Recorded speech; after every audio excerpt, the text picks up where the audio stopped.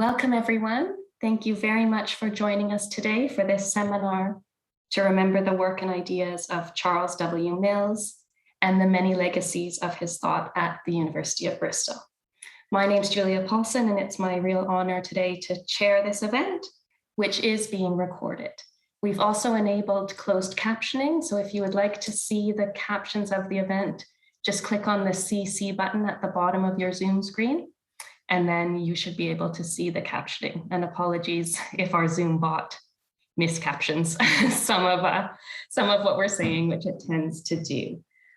We will share the recording of the event on the websites of the three organizations that have come together to host it. And those are the Center for Comparative and International Research in Education, the Center for Black Humanities, and the Education, Justice, and Memory Network, all based at the University of Bristol. And our five speakers will expand on the many contributions of Jamaican-American philosopher Charles W. Mills, who sadly died last month. They will draw attention to his contributions to understanding the entanglements of liberalism and white supremacy, his theorizings of the racial contract, and his work on memory and white ignorance, amongst much else. So I won't delay us with a long introduction. What I will do is just give you all an overview of how the event will run, and I'll introduce the five wonderful speakers that we have with us today, who come from across the University of Bristol and together show, at least in part, how Mills' work has been foundational in and beyond his own discipline of philosophy. So the event will begin with Zara Bain, doctoral candidate in the Department of Philosophy, who will offer a slightly longer presentation from the other panelists, since she'll also share some biographic information about Charles Mills, who she knew personally. The title of Zara's talk is Remembering Charles W. Mills, From Class to Race to Black Radical Liberalism. Zara's talk will be followed by words from Dr. Sharon Walker, who is a lecturer in racial justice and education in the School of Education here at the University of Bristol, and a founding member of the Race, Education, and Empire Collective. And Sharon will discuss Mills and human nature, persons, subpersons, and the significance of race. That will be followed by words from Professor Arathi Sriprakash, who is Professor of Education, and like Sharon, a founding member of RE. Arathi's talk will be followed by words by Dr. Feluke Adebisi, who is a senior lecturer in law in the law school here at the University of Bristol, and director of FACE Forever Africa, who hosts regular conferences on Pan-Africanism. Finally, we will hear from Dr. Elspeth van Vieren, who is associate professor in global politics in the School of Politics and International Studies, and who is the coordinator of the Secrecy, Power, and Ignorance Network, SPIN. Following the contributions from all of our panelists, we'll have time for discussion. We invite you all to introduce yourselves in the chat, to raise any comments or reflections that you'd like as you're listening to panelists, and we'll try to return to those from the chat in discussion. We'll also invite you to use the Zoom reactions function to raise your hand. Let us know that you'd like to share thoughts, reflections, comments, and we hope to have between 15 to 20, maybe slightly more minutes for this collective discussion, where we hope to spark connections and learn more about the ways that Mills's work has inspired ongoing research and teaching at and beyond Bristol. We'll close with final thoughts from our panelists, and that will be that. I just want to mention too that Dr. Sharon Walker is joining us in between two teaching engagements. So she'll arrive at some point, and she'll also unfortunately have to leave. Yeah, she'll be with Arathi, the one in-person element of our event. And yeah, unfortunately, Sharon will have to leave before the event concludes as well to get to her next teaching. But we're grateful to have her even for the moments that she is able to be with us. So without further ado, let me hand over to Zara. Thank you so much, Julia. Hi, everybody. Thank you so much for joining us today in what is a bit of a bittersweet event. It's so fantastic to be here with everybody to celebrate Charles's life and work, but it's very sad that the reason that we're here is obviously his unfortunate passing. I was just saying to the group, I'm going to read a pre-prepared piece, and so apologies if it's a little bit stilted. It's not my natural modality, but Thanks so much in advance. Thank you especially to Professor Sriprakash and the CIRE, the EdJAM Network and the Centre for the Black Humanities, all of course at Bristol, for organising and hosting this event and for inviting me to participate in it. Thank you too to Dr. Julia Paulson for chairing the event and to my fellow speakers for coming together to talk about the influence of Charles W. Mills's work at Bristol, which, as I said in passing, when I began my PhD on Charles's work in 2014, I didn't imagine an event like this would happen. So it's really heartening to see. Just over 3 weeks ago, the tragic news broke overnight, UK time, on Monday, 20th of September, that Charles W. Mills had sadly, and to many of us entirely unexpectedly, passed away. By way of a brief introduction, since 2014, I've been undertaking a doctoral thesis, as I mentioned, focused on Charles Mills's work. Charles was a friend and a mentor to me, which I'll talk about more towards the end, and it's in these capacities that I speak to you today. To begin with the end, Professor Linda Alcoff, who I believe has very kindly joined us, executor of Charles's estate, friend and lifelong colleague, at a recent memorial told the story of Charles's passing. In late May 2021, Charles was diagnosed with late-stage metastatic cancer. Despite treatment attempts and the support of close friends and colleagues who took on responsibility for his care and helping him to manage his affairs, the cancer was aggressive and Charles worsened quickly over late spring and summer months of this year. Charles was apparently very private about his worsening health, so this information had not been made public until after his passing. News of his death prompted an outpouring of mourning and memorialization, with 2 official memorials, both of which are or will be available online, with contributions from his colleagues in philosophy, from his friends and family and contemporaries from Jamaica and the Caribbean and elsewhere. Numerous articles in memoriam in venues like Dissent magazine, Democracy Now!, The Nation, The New York Times, as well as on personal blogs and all over Twitter and social media, with Charles's name trending within the top 10 topics on US Twitter in the days after his death. There is an official memorial site where people can submit memories and resources to remember Charles, as well as find recordings and memorials and listings for upcoming events, including this one, available at www.charleswmills.com. That's very kindly been put together by Linda Alcoff and her family.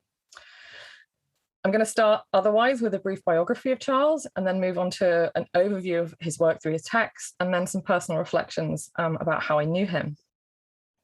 Charles very kindly left us an autobiographical essay titled Redshift, Politically Embodied/Embodied Politics, which tells the story of his origins and family, as well as his own professional and scholarly journey through the world of academic philosophy in North America in his typical good-humored style, including running commentary on the family predilection for punning, as well as repeated comparisons between himself and Star Trek character Data and a great deal else. So I'll leave all but some key highlights of his biography to him there. I can circulate a PDF of that as well. I've scanned that this week. Charles Wade Mills was born in Westminster Hospital in London, England in 1951 to Jamaican parents who met in transit from Jamaica to England in 1948 and who returned to Kingston, Jamaica, the year of Charles's birth, later having a second child, Raymond Mills, Charles's younger brother. His father, Gladstone Mills, was an LSE graduate who worked for the British Colonial Office as a liaison officer for West Indian students, an avid cricketer who would later go on to study at Harvard and become an academic. Charles's mother, Winifred Mills, was early on a student at Westminster Hospital, and while we are told less about her, Charles reports that she was well known and eventually president of the Jamaican Young Women's Christian Association, i.e. the YMCA. His friends and his family have spoken fondly of Winnie, and in recent memorials have attributed Charles's quick wit and lifelong commitment to feminism to her. Charles took a first degree in physics from the University of the West Indies, teaching in Kingston before and after pursuing a master's degree in philosophy at the University of Toronto, where he later returned to complete doctoral studies on Marxist philosophy, specifically on ideology, under the supervision of Professors Danny Goldstick and Frank Cunningham, from 1977, and which he completed in 1985. Upon completing his PhD, Charles eventually secured teaching posts at the University of Oklahoma, then the University of Illinois at Chicago, then Northwestern, and eventually, most recently, City University, New York, aka CUNY. It has been emphasized that contrary to various confusions over Charles's political commitments, he was a lifelong member of the radical organized left, a member of the Workers' Party of Jamaica, a Marxist-Leninist political party, a crucial ally of the People's National Party of two-term Democratic Socialist Prime Minister of Jamaica, Michael Manley, and in whose government Charles's father, Gladstone Mills, who was himself eventually an emeritus and founding professor of government at the University of the West Indies, served. As a physics teacher, Professor Clinton Hutton reports that Charles was intimately involved in campaigning for change for teachers and was an organizer with what became the National Union for Democratic Teachers in Jamaica. Charles was active in Toronto during his PhD also, and friends of the time have told how Charles would lightheartedly report that he was being interviewed by the Canadian Secret Service, who knew everything about him, his activities, and his associates. Linda Alcoff has also revealed that Charles was, until mere weeks before his death, under FBI surveillance. I know Mills's work and Charles the person through my doctoral work on his arguments for the epistemology of ignorance and white ignorance. Mills describes these notions as central to the overarching project of his work. His analysis of white supremacy is a global, albeit localized and geographically variable, as well as temporally dynamic political system. In the opening lines of his most famous award-winning book, The Racial Contract, with sales of over 50,000 copies, taught at over 100 university campuses in the United States alone, he tellingly says that such a global political system is, crucially, historically unnamed, and certainly so within mainstream political philosophy. The arguments in the book are meant to provide readers with what Mills calls X-ray vision, to be able to see past what we are usually told in the world and in schools, and especially in mainstream Western philosophy classes and other subject courses which rely on those texts, whether in law or in politics or economics or sociology or education, to the reality of liberal Enlightenment modernity as a specifically racialized construction, predicated upon intergroup relations of domination, subordinate oppression, as opposed to the quote-unquote racial fantasy land that tends to be peddled by Western liberal democracies and their claims to European miracles or manifest destinies. Mills acknowledges the centrality of what he ultimately ends up framing as an epistemological, but sometimes calls cognitive, evaluative, or moral dimension of white supremacy, itself a phenomenon he analyzes into 5 other dimensions: the juridico-political, the economic, the cultural, the somatic, and the metaphysical. This, by the way, is in there's a particular paper which I can also circulate if you want. Too often, at least within philosophy, the epistemology of ignorance and white ignorance is siloed from this broader political philosophical project, even though I would argue that their salience is interwoven right from his earliest doctoral work on Marxist ideology and all the way through his 2 major interventions on contractarianism, the critical descriptive on the one hand and the normative prescriptive, as well as his famed critique of ideal theory as ideology, evidence, if any, of the intertwining of these 2 frameworks. In addition to The Racial Contract and excluding general introductions or journal special editions, Mills has authored 5 other books currently in print. 1998, Blackness Visible, an essay anthology intended as an accompaniment to his major monograph, which includes early, now classic work on social epistemology, the metaphysics of race, in a paper that experts argue was among those that invented the subfield, and the Herrenvolk ethic of whiteness. 2003's From Class to Race, an essay anthology that maps Mills's movement from early analysis of the concept of ideology in Marx and Engels, of G.A. Cohen's analytic Marxism, a fascinating paper on the moral epistemology of Stalinism, through to slightly more philosophical works that document his scales drop realization that much of the Marxism he encountered was white Marxism, in desperate need of supplementation by Black, Third World, and internationalist Marxisms, and radical thought to be viable as a toolkit for even acknowledging white supremacy, let alone doing anything about racial justice, all the way through to early papers explicitly focused on analyzing white supremacy, racial justice, and race-critical philosophical methodology.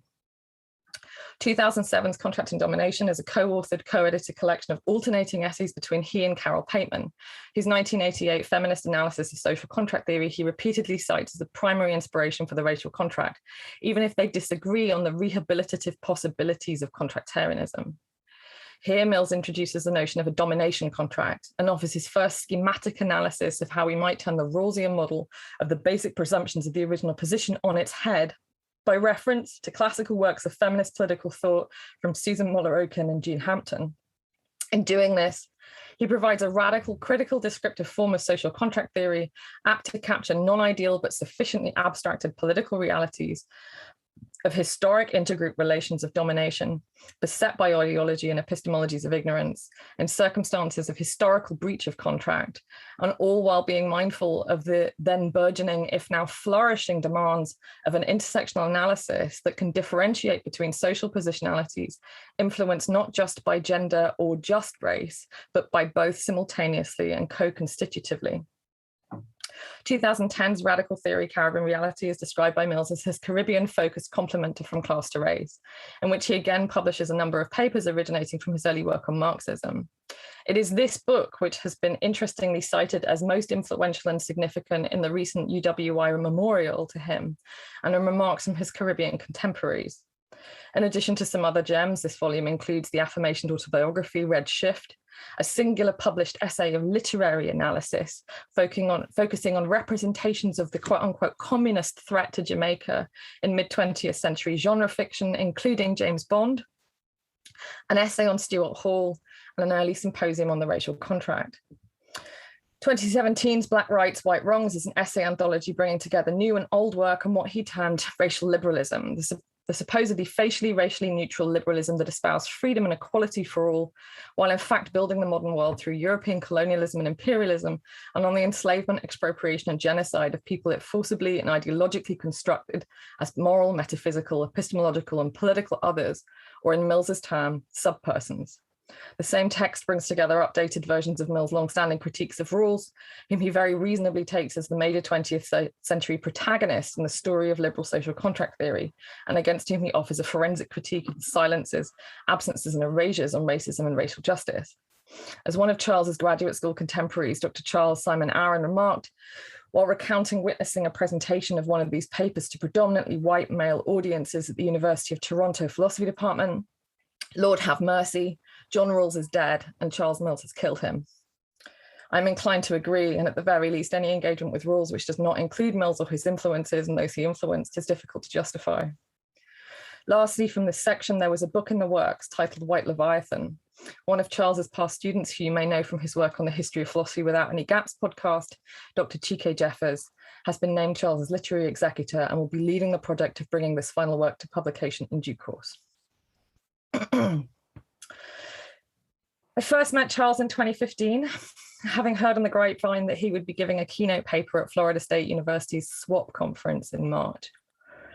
I wrote a hasty abstract, exploring 3 arguments for the epistemology of ignorance and the work of Charles Mills, a presentation that later became the foundation of my thesis, as well as my 2018 paper, of which I know some of you are familiar, Is There Such a Thing as White Ignorance in British Education?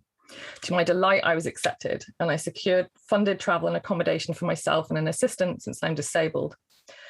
I flew into something that resembled a movie, all clammy heat and Spanish moss and offers of post-conference shrimp cookouts, and made my way to Florida State University. I somehow ended up sat right next to Charles, since he'd chosen the seat but one from the door, and I needed to be close to the door for access. We didn't really talk that much because I was so nervous because I'm sitting next to Charles Mills, but he was very, kind enough. I presented my paper last, but for the break in Charles's keynote, and was delighted to be greeted by him as I finished, warm and curious about how this white English woman on a mobility scooter had shown up in Florida to offer a close reading of his thoughts on the epistemology of ignorance. We talked for the rest of the event, and he gifted me what I learned from future similar encounters was his characteristic engagement, attentiveness, and sense of humor, combined with a concern for me and my work and my professional development, especially as a first-in-family, working-class, disabled woman philosopher with prior experience of discrimination in the field. From that encounter on, Charles and I stayed in contact, with my doing my best to attend events in the UK and Toronto, where my partner is from, where he would be at, to whatever extent I could. A conference on race and aesthetics in Leeds, a panel on diversity and inclusion in philosophy at the University of Toronto, which, since it lacked both women and disabled representation, he generously tolerated and even encouraged me to talk my way onto. A Cambridge roundtable with pub chats and pizza, and a saga involving him trekking around the city with a Cambridge Don seeking a bus ticket to the airport. We spoke over Zoom and emailed. He wrote me a letter of support of my project when illness and institutional challenges threatened to derail my funding. He never minded my sometimes pointed questions, like who his major influences in social contract theory were beyond the obvious ones. His answer always was Marx, incidentally. Whether he really believed in the prescriptive power of liberalism or whether he was merely being interventionist, as I had come to learn he had been elsewhere, his answer was always a little too ambiguous, a little too wry for me to believe that he really, really had rejected Marxism in favor of liberalism, as the earlier anecdote says. and also about what I consider to be his complicated conceptual, theoretical, and citational relationships with disability and Black and women of colour feminist scholarship. Although on this last point, I have learned in recent weeks that whatever Mills's citational politics, his commitment to providing moral and material support to Black women and women of colour philosophers and other scholars in academia was unswerving and without question. I felt immensely privileged to be, in effect, a scholar of someone that I consider to be one of the greatest political philosophers of the late 20th century, someone who deservedly will go down in history for effecting what has been termed a seismic shift in the landscape of the field, an analysis which can perhaps be summed best by his insistent analogy between it and Antarctica, to paraphrase a hostile all-white territory upon which are dotted a few dark figures just struggling to survive, who was not only around for me to ask about this or that interpretive point, or to read drafts and essays as they came to fruition, but who was just an immensely generous, kind, big-hearted and good-humoured spirit. I've discovered in these past weeks that I'm one of perhaps tens, maybe hundreds of junior scholars and students on whom Charles turned the light of his towering kindness over the past 30 years, hearing story after story of this incredible, gentle giant in all senses of the word. I'm so grateful to have had the opportunity to know him through his work and through meeting him, breaking bread with him and sending him what to my mind were ridiculous emails that he somehow always found time for. In amongst all of the other ways he showed up for all these other people, and all while being a titan and exemplary figure, not just of his field, but what feels like a truly global intellectual landscape, both in geography and disciplinary speciality, not just for his scholarship, but for his collegiality and mentorship too. And this, to finish, if anything, is a key part of his radical legacy, not just his insistence on a rigorous and unflinching examination of white supremacy and whiteness, offered as orienting salve for non-white scholars and call to arms for white renegades alike, committed to the eradication of racism, and especially within the context of a searching and honest metaphilosophical critique of the real inheritance and legacies of Western philosophy, not just within philosophy, but in the many ways it has shaped the world. Not just Charles's insistence on the historicization and contextualization of white supremacy as a product of European modernity, of racial capitalism writ large upon the world through colonialism and imperialism, not just Charles's demand for the eradication of white ignorance in the forms of racial erasure, denialism, obfuscation, and self-deception as a crucial part of any realistic attempt to dismantle white supremacy, but along with all of that, a radical commitment to the cultivation of what he wrote in book inscription after book inscription, to what he saw as his siblings in the struggle, and the countenance of that struggle with fortitude and dedication born, always it seems, from kindness, good humour, a commitment to always listen, and with boundless generosity. Thank you so much. Thank you for those beautiful words, Zara, and such a thorough summary as well of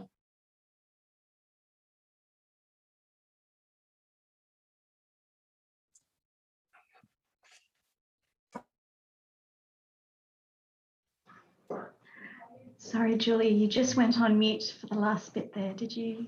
Oh, you're now on mute, Julie. You're still on mute, Julie.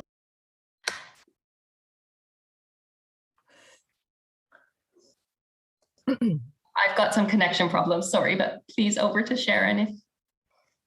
Lovely, thank you very much. I'm going to be very brief because I have to leave very shortly to be somewhere else. So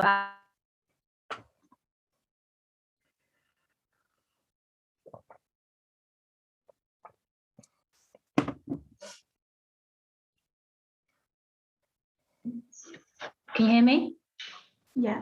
Yeah, okay. So I was thinking my first thought that came into my mind is when I was younger, I used to go with my parents to church, and me being me, because I love words, I used to learn different verses from within the Bible, and there was always one that used to really strike me, and it used to say something like, how lovely on the mountains are the feet of him who bring good news, proclaiming peace and happiness to all God's men.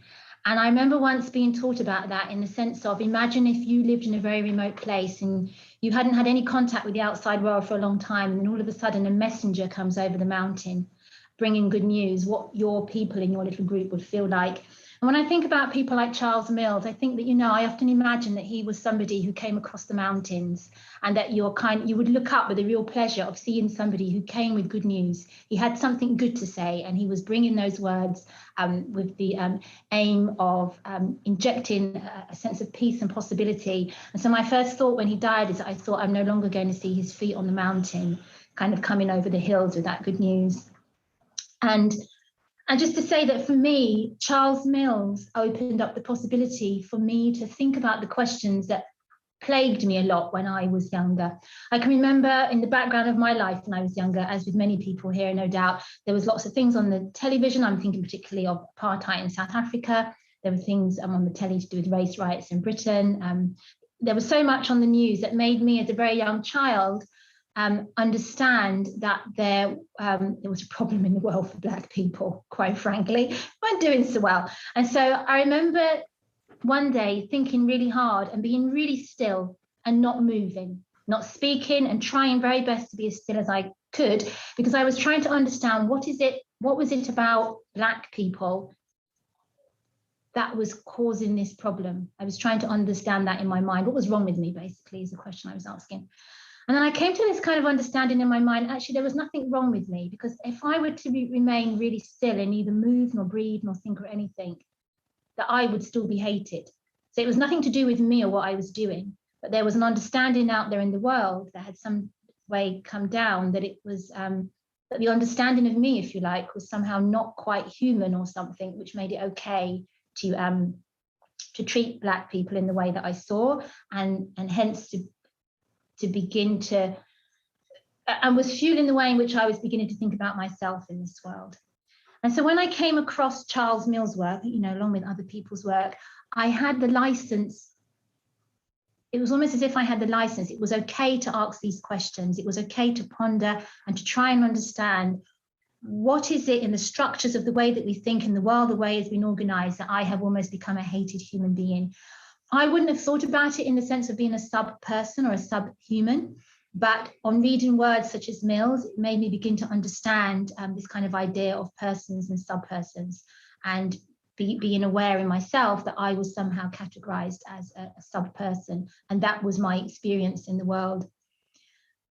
In addition, when I was younger, my first degree, I did philosophy. I'm not a philosopher in any sense of the word, but I always enjoyed philosophical thinking and readings, etc.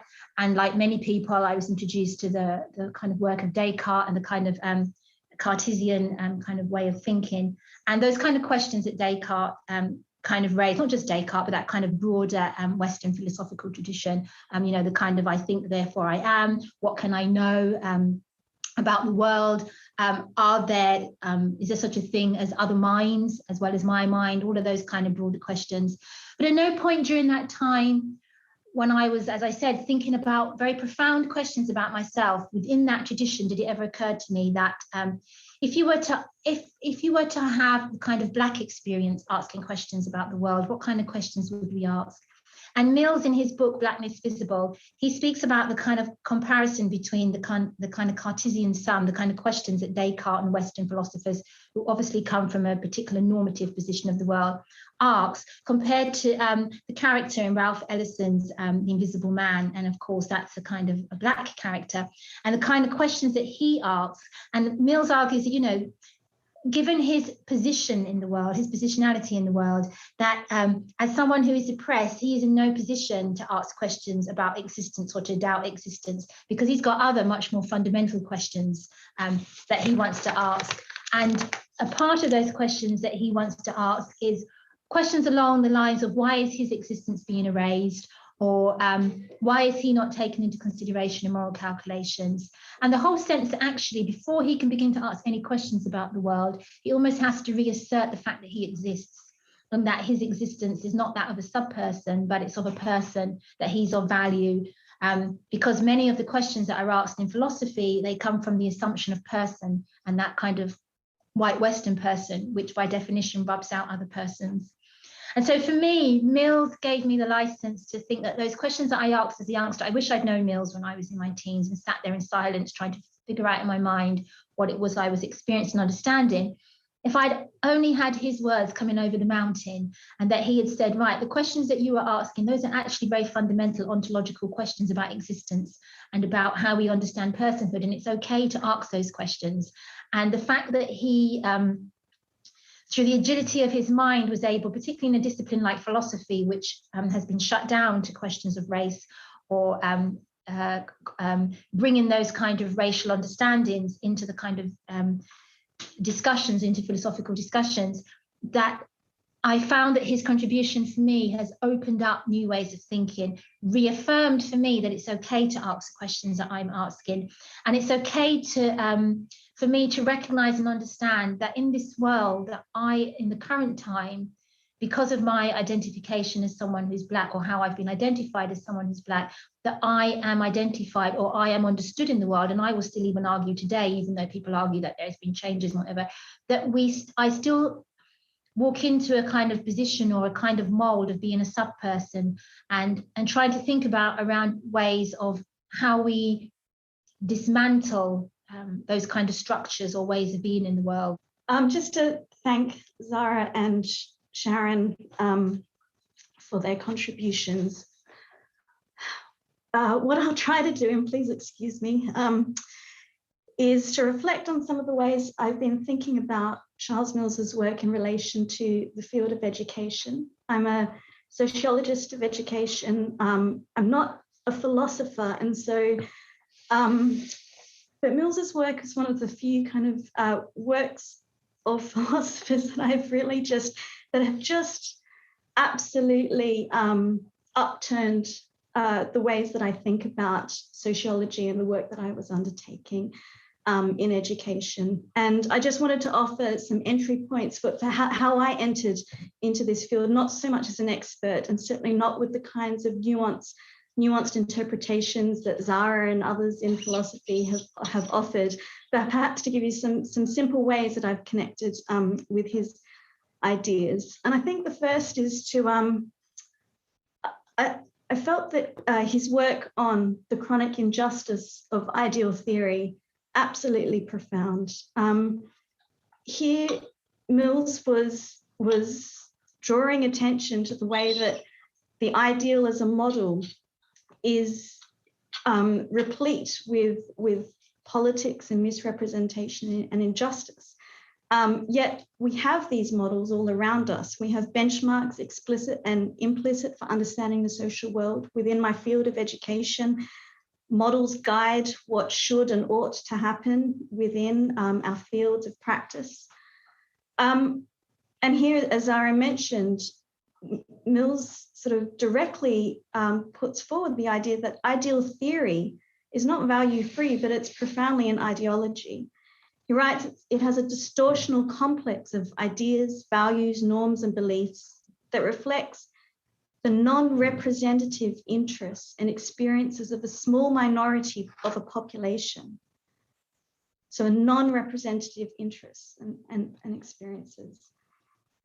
And he compels us to think, well, how is it so that this ideal theory, this configuration of the world through a particular model that is so structured around this politics exists?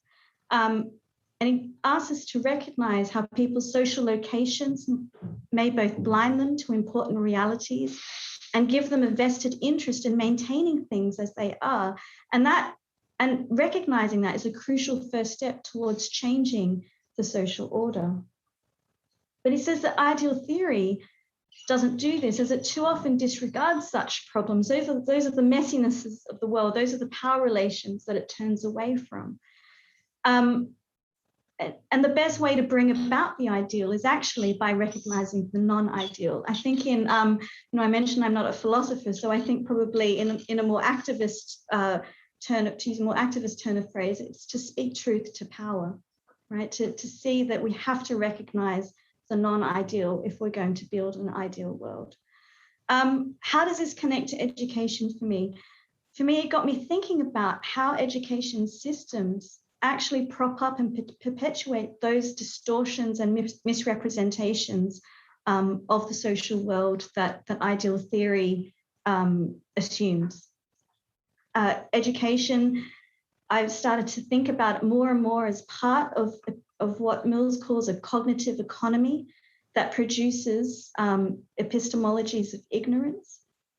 And here again, I thought there was a powerful idea that he puts forward, and one I think it's worth underlining, that ignorance is not reducible to an individual, but in thinking about it as a cognitive economy, he gets us thinking about those histories and structures that education has been complicit in allowing forces such as white supremacy to go unnamed, as Zara mentioned. So I think what this has done in the field of education is profoundly upturns what most liberal progressives in the field understand of the project of schooling and of education more broadly. Education seen as the gaining of knowledge, advancement and progress and enlightenment, and these are all assumptions that we hold of the educative agenda.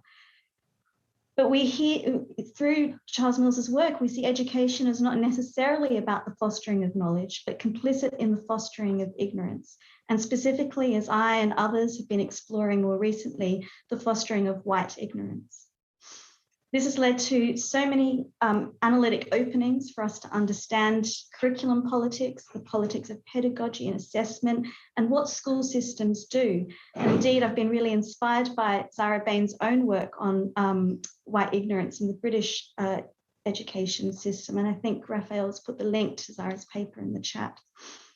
I wanted to just share with you, I think for those who are familiar with Mill's work, this will be a familiar poetic few lines.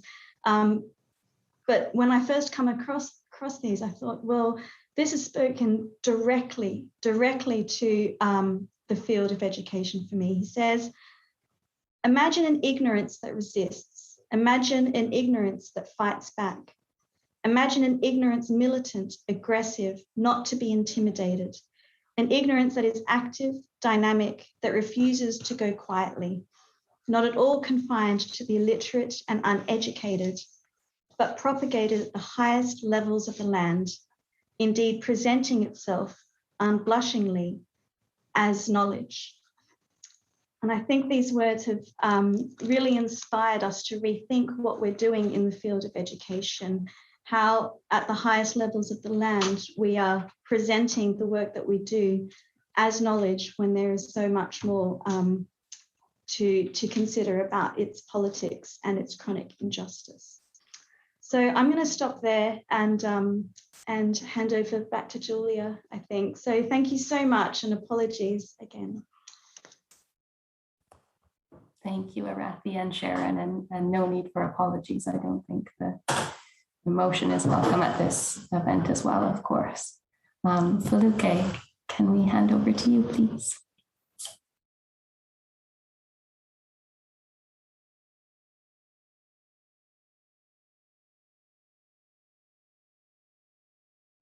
Sorry, I'm trying to catch my breath. Give me a few seconds.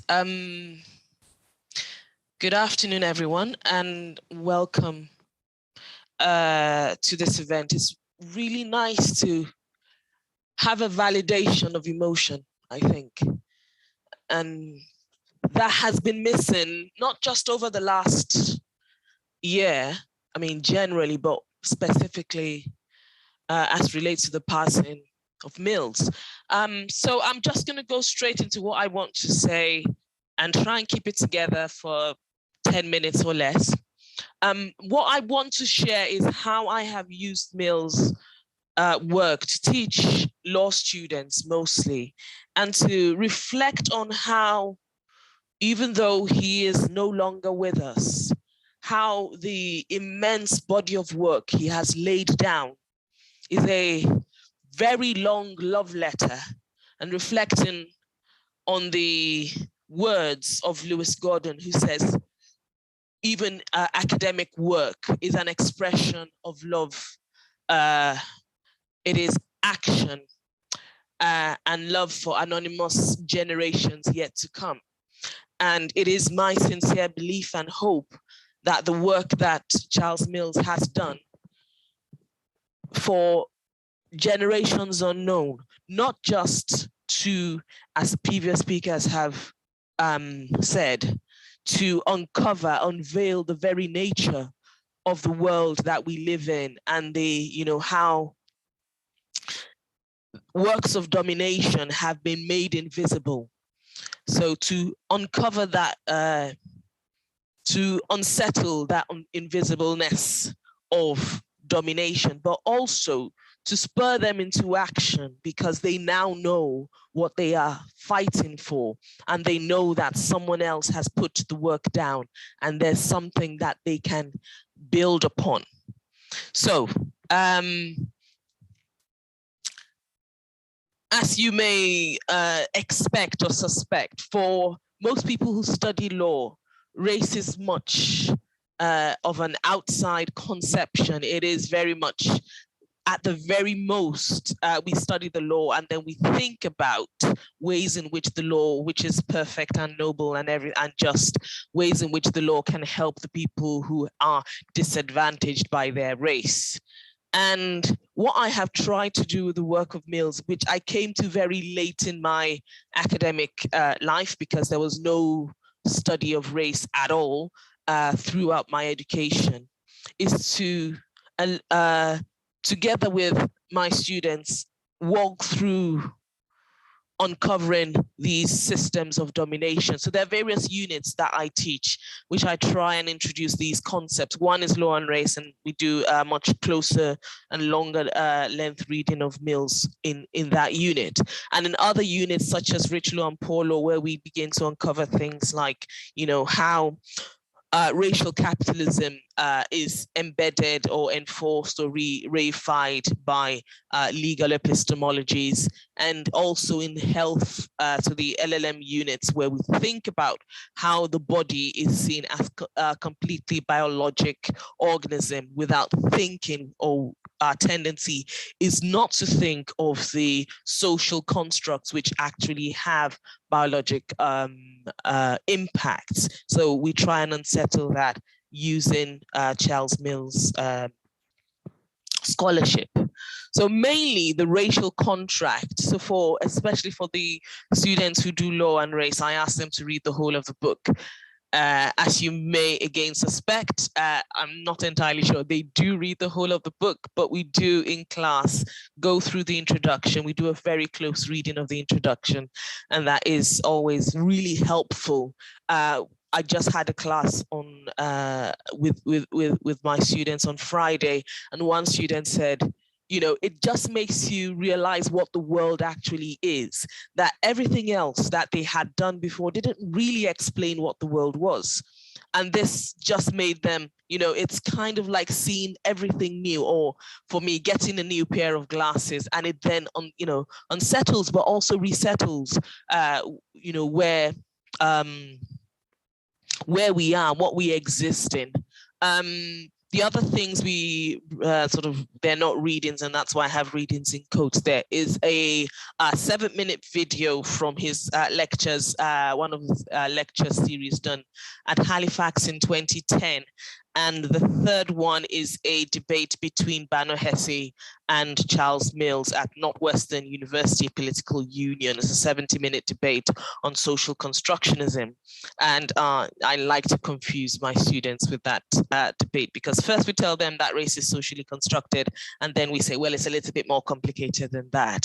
And I'll come back to that debate. So essentially, the main thing I want to point out is the way in which Charles Mills' scholarship, his simplicity of in the way in which he explains these really complex things, allows us to very quickly get to the heart of the matter. So for example, and this has been mentioned before, and that's really what I think is one of the key ways in which his scholarship has helped law students over the years that I have taught in this area is understanding racism. As you know, conventional or public discourse understanding of race or racism is that, well, they're different races, you know, and they're naturally, you know, humanities naturally divided into races, and racism is basically when one person doesn't like another person because of their race. But Charles Mills' scholarship really unsettles that and talks about, you know, white supremacy as the global order of domination. And it's really important for us within law, so not just as legal scholars, but law students as well, understand that where there's a global power domination relationship that has produced the social conditions of white supremacy and anti-Black racism, that we understand that these things couldn't have happened without the complicity of the law. So that moves us away from a discussion of you know, law and racial inequalities as the law is fine, let's solve the inequalities. We can actually begin from the very beginning to discuss how the law has been complicit in creating the very conditions in which we live. And therefore we're able to sort of use the metaphor of the contract, the social contract theory, which, you know, law students would have gone through all these learnings. And it's just, I don't know, absolutely brilliant that, you know, Charles Mills could lead us in this way. And as many people who do scholarship in this area will know, it's not a smooth path to career progression. You can imagine for Charles Mills years and years ago as a philosopher being considered as an outside philosopher. And this really sort of really underlines the point that I started with. And I'm going to end very quickly because I can't keep it together any longer. That really underlines the point that I started with, that Charles Mills' work and his life are a very long, very detailed, very compassionate love letter, act of political love for anonymous generations to come. And I will just stop there. Thank you for listening.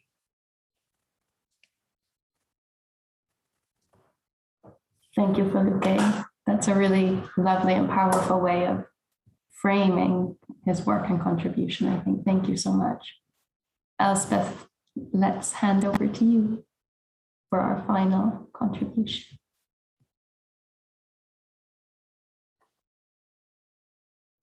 Thanks, Julia. Thanks, Arathi, and thanks to our hosts for this invitation to reflect on Mills's legacy. I've been quietly working and teaching with Mills for a few years now. Now, not as long as Zara has or some of the other panelists, so I hope you'll forgive me if this is my first attempt to express my thoughts on this. It's still a bit early. So in essence, I come to Mills by a bit of a circuitous route, actually through secrecy studies, and a seemingly bizarre combination of Guantanamo and the Me Too movement.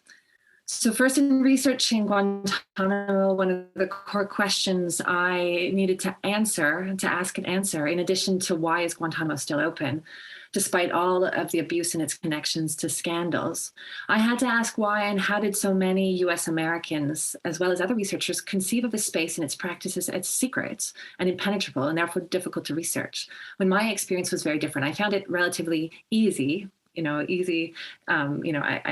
put in a bit of a caveat to research when people had this public perception of the space as otherwise. With Me Too, the question centered more around why did it take use to come to light? So in both these cases, and I think in a number of other cases, I have come across the questions could not be answered unless I approached the secrecy and the secrecy practices associated with them beyond moving through the conventional understanding of secrecy as intentional as directed by a set of actors intent on keeping secrets. In this case, as corruption and violence and possibly hidden by perpetrators. So I needed to think instead about ignorance as well as willful acts of producing ignorance, tied in this case to Guantanamo and Me Too, to racism, amongst other things, including sexism. So Mills's work, and specifically his work in The Racial Contract and later in his influential chapter, White Ignorance in Race and Epistemologies of Ignorance, edited by Sullivan and Tuana, and a growing community of agnotologists, people who study ignorance, ask us and invite us to consider, to imagine an ignorance, as Arathi has already quoted, an ignorance that is active, that resists, that fights back, rather than a passive gap in knowledge that needs to be filled. So at Legacy, Mills has made a significant contribution by explaining how ignorance serves the interests of the powerful rather than a sign of the powerless, and that ignorance can serve specifically to uphold a racial order that centers and normalizes whiteness, upholding white supremacy. And so I'm going to reflect in the minutes that I have on what Mills's work means for politics and international relations as disciplines, some of the ideas that I hope come through when I teach with Mills, and the ways that this has impacted on the work of spin. So what therefore has Mills's work meant for conceptions of power, which, and we often think about politics and international relations as disciplines centrally concerned with the workings of power. So more specifically, building on the work at the turn of the century, American sociologist W. Du Bois, writing in The Souls of Black Folk on the veil of ignorance, and this is before Rawls had even introduced the now famous thought experiment of the same name. And building on fiction and nonfiction writers from the Black radical tradition, including James Baldwin, Ralph Ellison, who's already been mentioned, and we might add Toni Morrison, and on the work of Marxist and feminist standpoint theorists such as Sandra Harding and the importance of positionality, Mills directs us to think about ignorance that perpetuates white-centered power. So more specifically, the white delusion of racial superiority and how it insulates itself against refutation. So this has included white normativity and white Eurocentrism. It includes of violent atrocities based on race, directly as an enslavement, genocide, lynchings, to an only slightly more subtly a criminal justice system that targets racial minorities, often tied to profit. White ignorance works through discourses of colorblindness and through the management of memory, the deliberate forgetting, the mystification of the past that includes collective amnesia in relation to those atrocities and ongoing injustice and inequality, literally whitewashing the past to produce an ignorance that excludes challenging evidence and memories and discouraging inquiry. So ignorance is also produced and supported through diminishing and destroying knowledge and knowledge makers from communities of color, from indigenous medical knowledge to diminishing and devaluing the testimony and experiences of people of color, especially women of color. So all of this serves the interest of whiteness and recenters whiteness as universal. So as soon as we understand ignorance in this way, which Mills has contributed as something active, intentional, that serves the interests of some, we can clearly, as Mills so clearly explained, we can understand how ignorance functions in the service of power to support oppressive hierarchical systems such as white supremacy. So ignorance becomes a question of politics, of power on a local and global scale, and cannot itself be ignored as a central element of what politics and international relations should be engaging with. And yet within the discipline of politics and international relations, white ignorance has been ignored, and yet it has shaped these disciplines so fundamentally and continues to do so. So certain voices continue to be excluded within politics and international relations. We only have to look at the very recent, this year, published reports by our own disciplinary bodies, the Political Studies Association and the British International Studies Association, pointing to the continued extreme underrepresentation of academics of color, or how white our teaching remains, including within my own school here at the university. We erase rather than center the racist histories of these disciplines. So Ida Oren, a very long time ago, already wrote about the extent to which American political science was created and founded through racist ideas. We continue to exclude certain voices within the canon, as Robert Vitalis has shown in Black Power Politics, White World Order. For example, the exclusion of the African-American scholars from Howard University specifically, who contributed to the founding moments of international relations as a discipline, and key sociologists, political sociologists such as Du Bois. We exclude and refuse to teach core concepts such as race as central to politics and IR. And we also, as a discipline, continue to frame ideas and people in ways that justify recentering whiteness. So we still talk about civilization. We still talk about frontiers of intellectual thought, as and we need to center our conversation more on what this kind of language does. So Robbie Shilliam talks a bit about this in his work on decolonizing politics. Most pervasively of all, and I think this connects with some of the points that some of the others have made, Rathi, about the ideas of knowledge.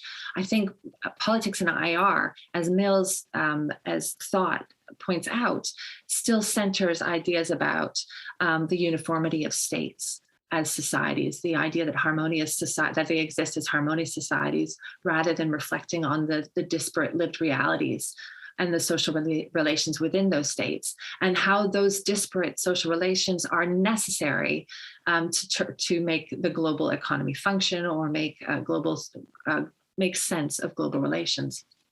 These societies are fractured along racial, gendered, sexual, and other ways, and white ignorance helps to suture over or cover over the work that this does. Too often and very recently, our disciplines continue to perpetuate the myths that states such as the US remain sort of guided by ideal principles, where racism and sexism are anomalies rather than structuring forces. And there are some very key debates going on in the US at the moment about what kind of stories are told about the US founding myths, such as debates over the role of critical race theory, whether or not that should be taught, or the 1619 Project, that are tied to the perpetuation of white ignorance. And finally, the contribution of much of politics and IR to the continued circulation of the myths of knowledge itself as apolitical, neutral, expanding as time passes, this liberal modern conception of knowledge that is at the heart still of politics and IR as disciplines. The mainstream, the core of IR and politics is not challenging this idea of knowledge, whereas white ignorance, Mills's idea, requires us to understand how knowledge is unmade or erased, rolled back, and challenged in many ways. So politics and international relations still needs to take some of these core ideas that Mills offers and center these in order to do better justice to the forces of global politics, to the ways in which politics locally and globally is made. So what does this mean in terms of the spin and the secrecy research? It's allowed us a line of questioning and exploration that gets us to think more about secrets, but in terms of who is allowed to be ignorant of secrets and who is not. Who is a suspicious subject that cannot be ignored? How is ignorance promoted and sustained in the service of secret keepers? Who and when is looking away or moving on encouraged? And how is all this inflected by race? So when I turn back to examples such as Guantanamo or Me Too or the other sort of cases that we're looking at, we have to understand how secrecy cultures are always interacting with ignorance cultures, and that we cannot deny the ways in which race works through these. And this is a direct legacy of Mills in terms of its impact on our work as a group and my own work. So Mills, in naming white ignorance and focusing attention on a richer, deeper conception of ignorance, and how it works through race, has helped us to define and draw attention to the important work of ignorance, and it has broader consequences, specifically in our work on secrecy in relation to politics and international relations. But of course, as everyone has said, it obviously has this much wider ranging impact, which is why we still need Mills more than ever before. Wonderful, thank you, Elsa. And yeah, thanks to all speakers. The claps coming up on Zoom screens, which are very warranted. Thank you everyone for sharing these wonderful overviews of Mills's thought and what it's meant for your work and teaching and for future generations, as well as Felipe says, and ideas and implications yet to be drawn out as scholars continue to work with these ideas. We'd love now to open the floor to colleagues in attendance, if anyone has any reflections that they'd like to offer, questions for our panelists, or anything to share really on what Mills's work has meant for you, that would be wonderful to hear. Linda, I see you turned your camera on. Did you want to say anything? I just want to say this has been a really, can you hear me? A really wonderful panel that has opened up his work for me in new directions to show the applications and the ways in which it can be used to amplify some questions in different fields. So I just think it was a terrifically done, and you all did it in short time frame so we could get really to the key points, but I was very impressive. Thank you. We're so pleased that you could come as well, so thank you very much for being with us.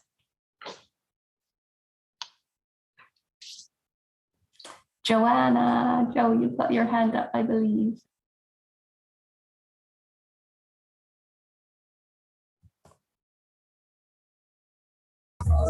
That was an accident, Julia. Sorry, I was thinking in my hand, but it was a wonderful panel. I've got a patchy internet signal, so I won't stay on, but it's just been really, really wonderful. Thanks, Joe. I think we all are having some Zoom. I'm not sure what it is with our Zoom link, but it seems to not be the stablest connection. So apologies if others are struggling with connection. You're welcome to add any thoughts or reflections into the chat. Or just use the Zoom function to raise hands if anyone would like to share their thoughts.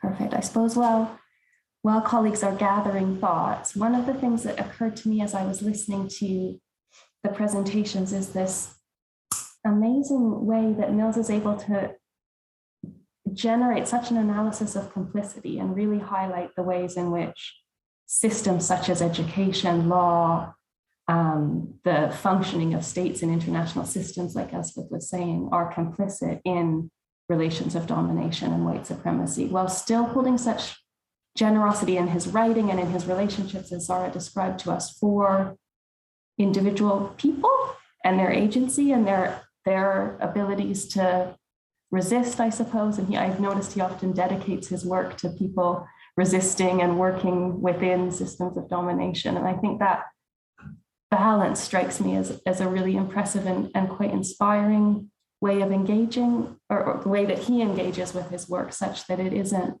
he's naming such powerful relations of domination, but in ways that still hold open spaces of agency, possibly. I wonder if others have reflections on agency within Mills's work and within his general approach to sharing his work, Zara.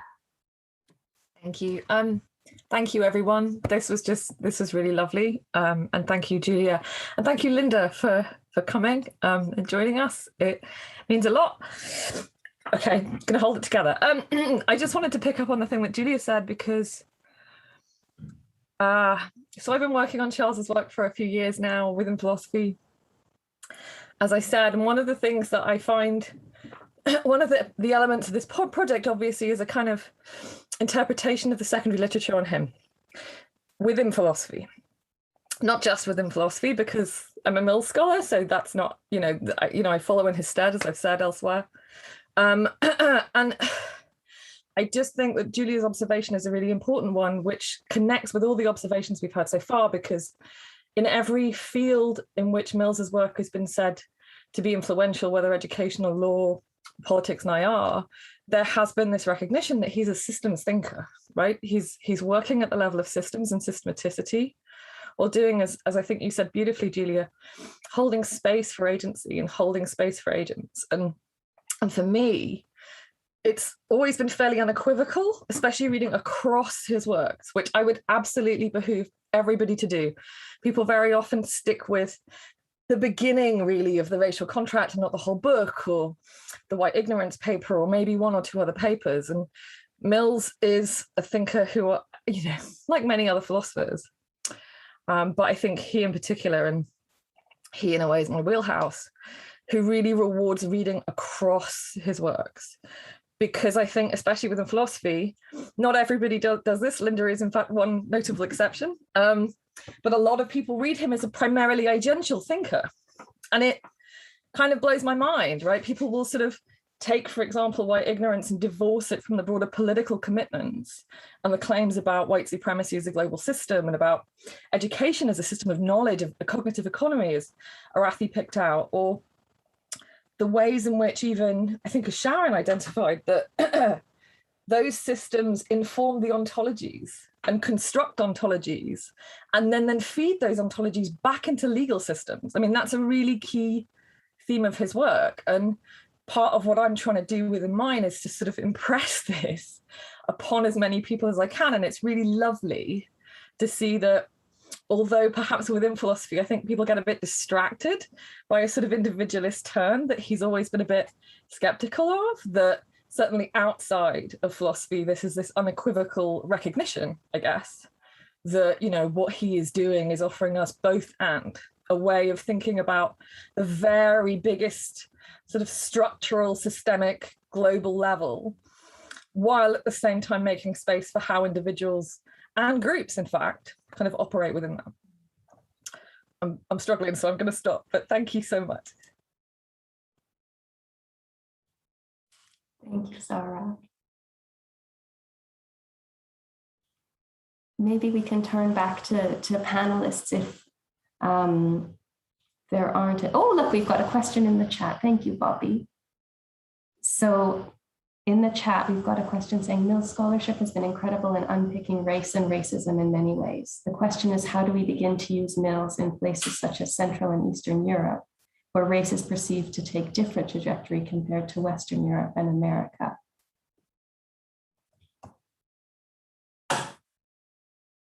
So I wonder if any panelists have thoughts. Linda, we'll add you as a panelist if you want to come in at any time, please do. I don't know much about this, if I may, but I have a recommendation for an author who I know has thought about this. So I know them from Twitter. It's Richmond Bridge on Twitter. I believe the name is Catherine Baker, who is a scholar of the Balkans, who wrote a book in the last 3 to 5 years in which they've explicitly identified Mills as a primary source of inspiration for thinking about precisely this question, specifically with reference to the Balkans. Sorry, I can't remember the title of the book, I'm sorry. But there is somebody at least doing work that's around this question around Eastern Europe. And I would strongly recommend pursuing Catherine Baker's work. Thanks. Linda, please, yeah. Yeah, I think what Charles Mills' work does for us is he gives us this global framework so that but it really helps to show that you have to make a local analysis, even though you have the global framework of white supremacy and racism. He takes, some analytic philosophers have been taking race as this concept that is separated from its context and operates in the same way in every space. And I think what he does by putting racism in the context of colonialism, history, global political economy, is it really puts race in the context of its time and place. And that means that we obviously need to think about the local differences. Many race theorists that I like say, Blackness is local. It means something very different in the UK than it does in the US, partly because of social movements, partly because of history of colonialism that has some distinctions. And so in Central and Eastern Europe, the Slavs, right? That category of Slavs, which comes from slaves, has its own resonance and affects how those folks are treated when they migrate to more Western European or even to the US. So I think it's, behooves us to recognize that there are going to be different accounts of race and how it operates and what its meaning is and who is included in what categories. But that always changes as people migrate, right? So they might be in one category at one point. Charles was brown in Jamaica. When he came to the United States, he realized, he wrote about this, I know Zara knows this, he wrote about how when he came to the United States, it became Black because he was grouped differently than he was in Jamaica. And it's not like he didn't know this, but it gave him a direct understanding of it. So I think I would push back against those who sometimes think that race doesn't play a role in some parts of the world. There are people who think race can be set aside in some parts of the world, and Western Europe, has been pretty bad on this question. But we still have to ask the question: how does it operate? What are its meanings? What are its possibilities for collectivity and solidarity and resistance? And think about those in distinct ways. And in Central and Eastern Europe, I'm sure race is operative, but also obviously ethnicity and religion also co-constitute each other to produce hierarchies and ranking systems. That's what I'd say.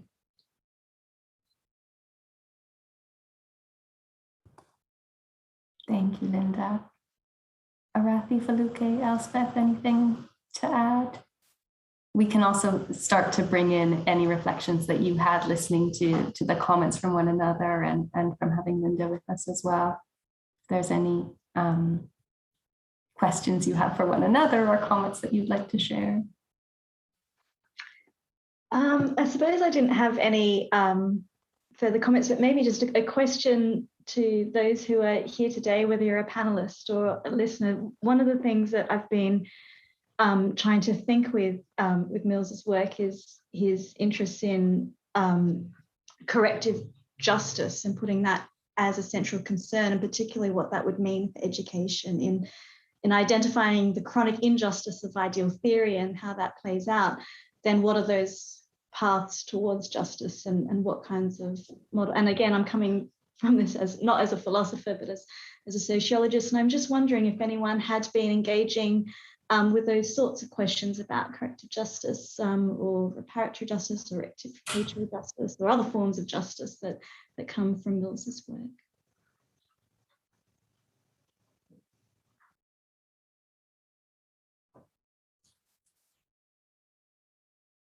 I love that question. Thanks, Arathi. And that's, as you know, that's a key question for EdJAM, one of the sponsors of this event, and yeah, and one that we've been working on and thinking on in the area of education in particular, like you say.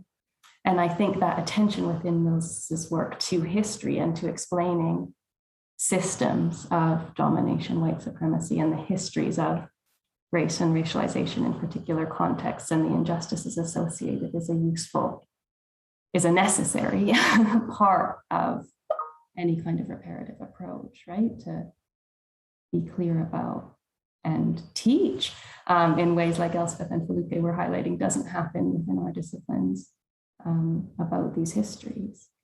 That's just one answer, and it would be wonderful to hear from others.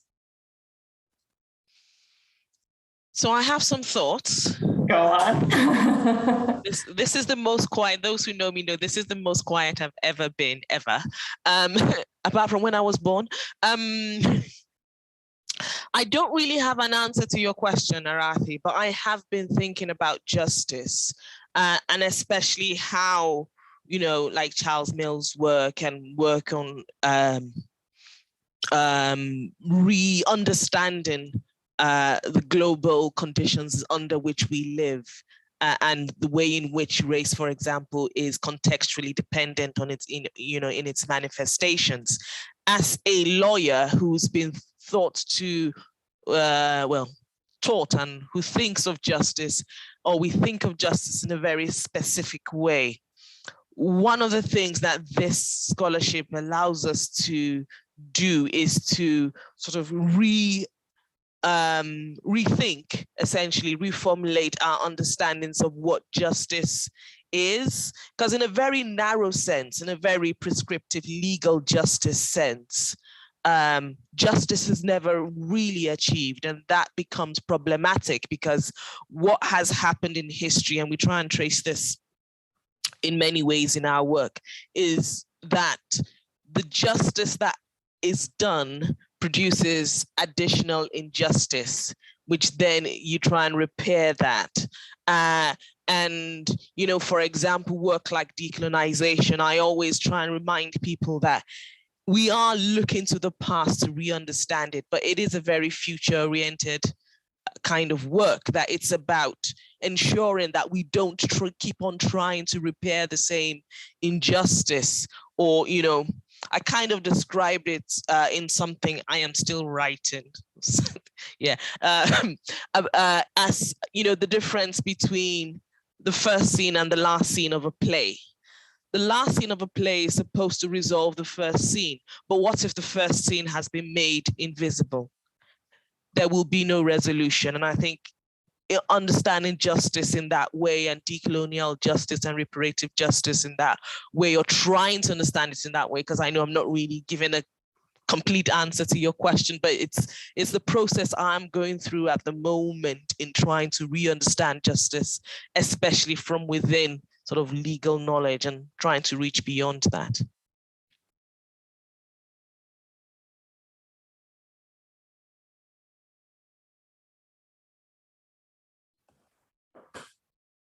Thank you, okay. Elspeth, did you have any reflections on this or other thoughts and comments that you've heard thus far? Well, I just don't think that they're my reflections. I think I'd be stealing Robbie Shilliam's, for example. So Robbie Shilliam is the person, one of the people who's written about what it would mean to, for example, decolonize politics in the way that it's taught. And he has some prescriptions in terms of what it would mean to move forward, in terms of recentering, reframing. He's got a whole sort of catchy three-way of describing it. But rather than doing Robbie a disservice, I think all I could say is I would read his introduction, I think, to those who are interested in what his take is.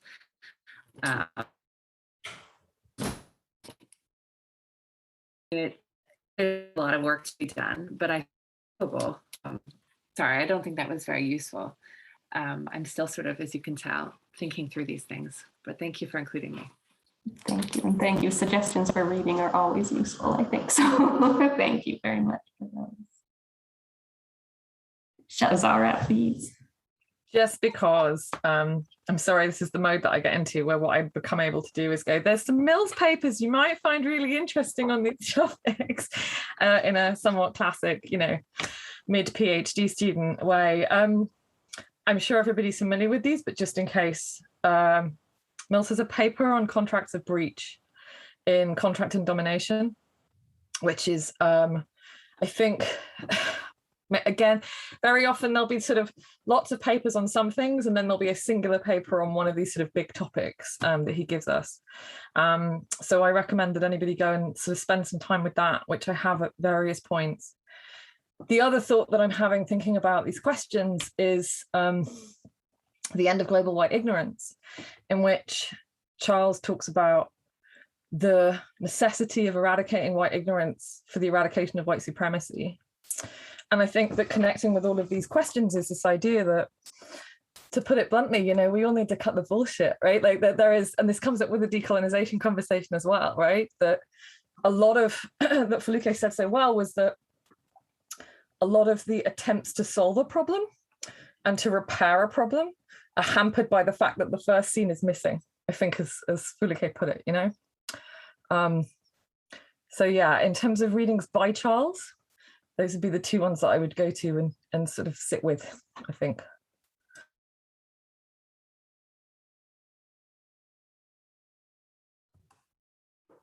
Thank you, Zara. And we've just had a contribution in the chat from Chloe, really interested in Feluque's reflections, thinking about how forms of ignorance are mobilized by the criminal justice system and legitimizing its violent and racist policies and practices. Still thinking through these, but these alternative conceptions of justice seem really helpful in thinking about some of the selective and forgetful framings of harm and justice that are so important in this process. And another love for the idea of the missing scenes, Feluque. Yeah, and I think that's I like the word in Chloe, selective and forgetful framings of harm and justice. And so it's a nice way of putting it. Just to add to that, and thank you, Chloe, for appreciating my themes. Because I've been having this conversation with my students as well, that it's important, and again, maybe because I'm talking from within, legal knowledge or Euromodern legal knowledge, to think beyond the criminal justice system, because the criminal justice system is overt in the way in which it polices bodies, right? And therefore, when we think about how the state interacts with, produces like ignorance and, selective and forgetful framings of harm and justice, as you've quite beautifully put it there, we're inclined to only look at questions of police brutality. But there are other things like property ownership, like domestic violence, like, making of contracts, like company law, for example. I always get on my pulpit about, how the origins of colonialism and company law are so intermingled and intertwined. But because we have, again, taken those scenes away, we are allowed, or we permit ourselves, or we've been given permission to look at companies as these objective vehicles for social progress, rather than they being complicit in producing these disparities, global massive disparities. Or, you look at global inequalities.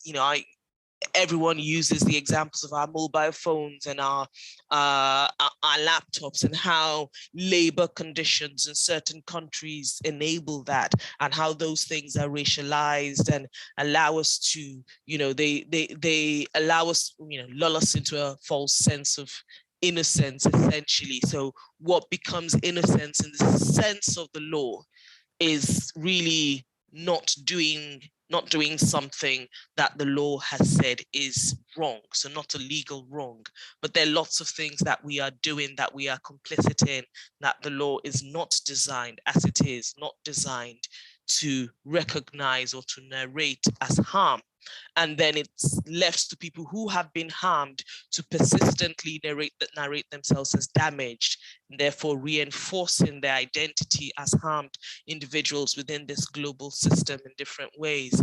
And the law is all complicit in that, in its, innocences. And again, really love that selective and forgetful framings of harm. We have to narrate ourselves as harmed a lot of the time, and that's itself also harmful. Anyway, those are my thoughts.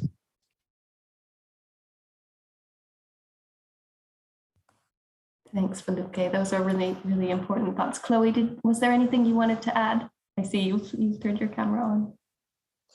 No, I don't think so. Just to say thank you to all of the speakers. It's been really fascinating. I've been kind of starting to work with these ideas of the role of ignorance and amnesia in criminal justice. But I've really not engaged very much with Charles Mills's work. So this has been a really fantastic introduction and given me lots of kind of inspiration and ideas to go and explore more. So thank you all. And Feluque, I think there's loads of ideas there that I'm really interested in, perhaps kind of following up on once I've had a chance to digest and think a bit more. But those ideas about the very kind of limited and specific ways that the law narrates harm, I think, is really interesting. And the kind of, I guess, the very specific use of time within that as well. And thinking about what's kind of seen as relevant and significant in kind of legal discourse and in criminal justice in particular, being very kind of limited to, you know, the offence without the kind of consideration of the bigger context, I think is a really useful way to think about it. So thank you, and everybody. Thanks, Chloe. And that's fascinating to, you know, I start thinking, oh, time, there's so much we could say and connect around time and Mills's work as well, if only we had more time. But we're coming to the end of the session now. So I wanted to really thank everyone for being here and for your kind words in the chat and your participation in the session. I see there's a really lovely contribution in the chat from Thomas Salmon about the impact of Charles Mills's, work on him and his scholarship, and also the inspiration that Mills provides for us as scholars to try to carry forward his generosity and kindness in our own work and meetings. So that was definitely something that we were hoping this space could enable to honor that part of his work as well. I don't know if anyone has any closing words that they'd like to add before we sign off. Just to say thank you to everyone who gathered today, and to all those who spoke and shared their thoughts. It's been wonderful to share this together with you all. If I could jump on, maybe slightly opportunistically, it would be lovely to continue this. As I said, I think before we started, when I started the PhD way back, I could never envisage that this kind of event would be possible at Bristol, that this would be a kind of coming together from all these disciplines and with all of these people. If anybody else is interested in staying in touch and continuing to think and talk about Charles's work and how it kind of expands outwards and connects up with, you know, other things, or even doing detailed, you know, work on Charles's work itself and within the kind of internal connections that his work offers us, which is incredibly rich, then I certainly would be really up for that. And just to say thank you again, Arathi in particular, for organising this. This was inspired, and thank you guys to everybody else as well. It's lovely. Wonderful, thanks, Sarah. And we can try to facilitate that if there are colleagues who would like to stay in touch. We'll send out the recording of this event to everyone who enrolled for it, and we can just have perhaps a form in that email where people can add their email, and then we can go from there in terms of staying in touch. So we'll add that into the email that will come out in a couple of days, probably with the recording of the event. So yeah, let's thank again Arathi for the idea and for bringing everyone together, and all of the speakers for sharing their time and thoughts and feelings and emotions about this really deep loss of Mills, and also the huge appreciation for his work. So thank you, everyone. And thanks again for being with us.